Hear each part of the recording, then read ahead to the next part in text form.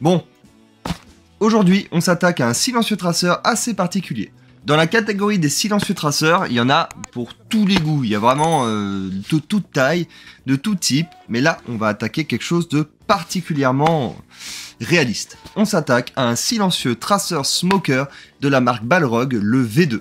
C'est un accessoire pour moi qui va rendre vos parties encore plus réalistes. Je vais vous expliquer du coup son fonctionnement, je vais vous expliquer à quoi il sert et surtout qu'est-ce qu'il va nous apporter pendant vos parties d'airsoft, tout simplement. Donc voici le contenu de la boîte. Vous avez deux joints qui vont assurer une étanchéité avec la fumée du smoker. Ici vous avez l'arrière du smoker, donc ici vous pouvez voir qu'il y a les inscriptions du traceur Balrog avec le logo de la marque. Bon, ce n'est pas un placement de produit.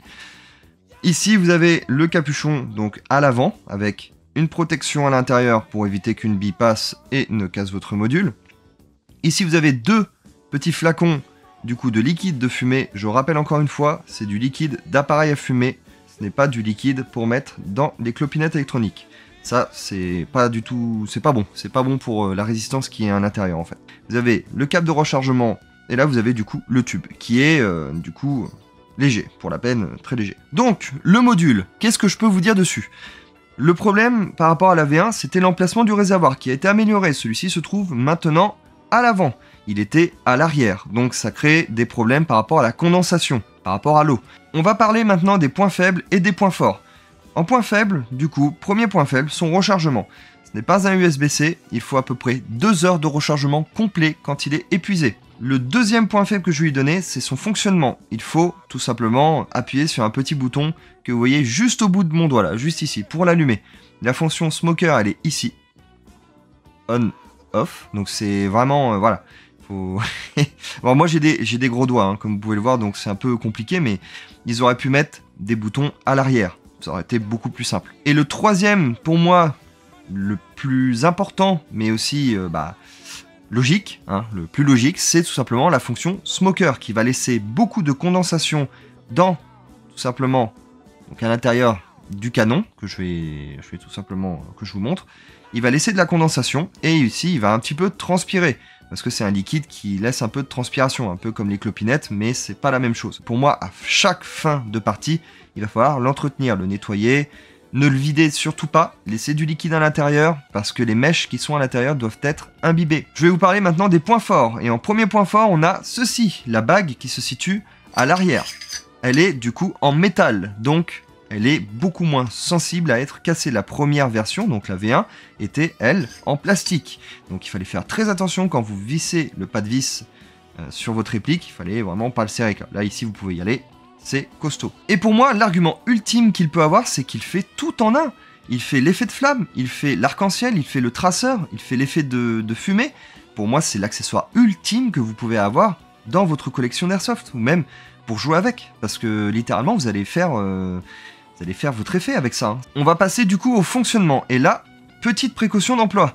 Quand vous recevez votre silencieux traceur smoker, quand vous allez du coup le recharger, parce que je pense que vous allez vouloir le recharger, ne le testez pas immédiatement. Remplissez bien avec cette petite valve que vous enlevez juste là. Hop, vous avez juste à mettre un... Voilà. Et vous le remplissez de liquide. Il faut bien le remplir de liquide et vous laissez 5 minutes le temps que les mèches s'imprègnent tout simplement du liquide. Donc là, une fois que vous avez rempli de liquide et vous avez attendu les 5 bonnes minutes que tout simplement ça s'imbibe, on l'allume. Pour l'allumer, rien de plus simple, on appuie ici. Une fois, donc là on est en bifrost. 2 fois, la deuxième fonction du bifrost, pardon. Et la troisième fois, c'est la flamme.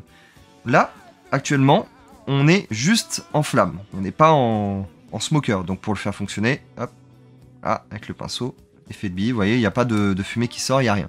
Pour allumer le smoker, ça se trouve ici. Il y a une petite, voilà, hop, une petite interrupteur, on, off, on, d'accord? Là, il fonctionne.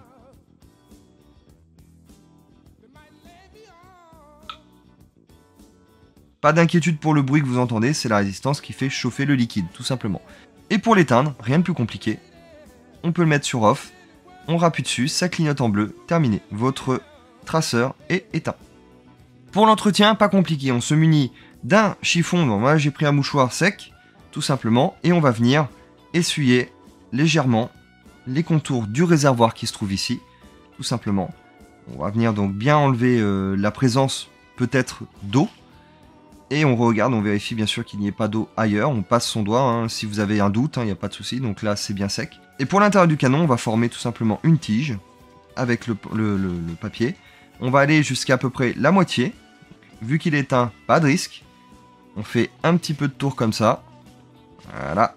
Et là, on aura enlevé la condensation qui se trouvait sur les bords. Donc là, votre silencieux traceur est prêt à être restocké. Évidemment, je vais vous faire le remontage. Donc, on remet tout simplement une bague. Donc, je vous explique. Une bague, un joint se pose dessus comme ça.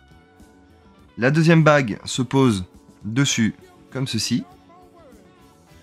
Et voilà.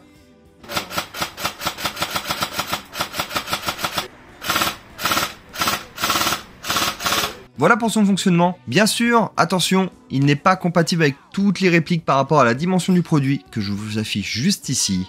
Je vous mets bien sûr aussi les liens en description du produit, donc d'une valeur de 90 €. Donc sur le net, vous pouvez l'avoir peut-être moins cher si il arrive d'ici là en France. Je ne sais pas quand est-ce qu'il arrivera parce que c'est en cours d'arrivage. Mais je vous mets aussi les liens du produit qu'il vous faut pour ce genre d'appareil, comme ça, vous n'avez plus à chercher. En tout cas, pour ma part, j'ai des parties à aller faire avec ce petit bijou. Je vous dis à la prochaine pour une prochaine vidéo. Messieurs, dames, les airsofters, je rends l'antenne.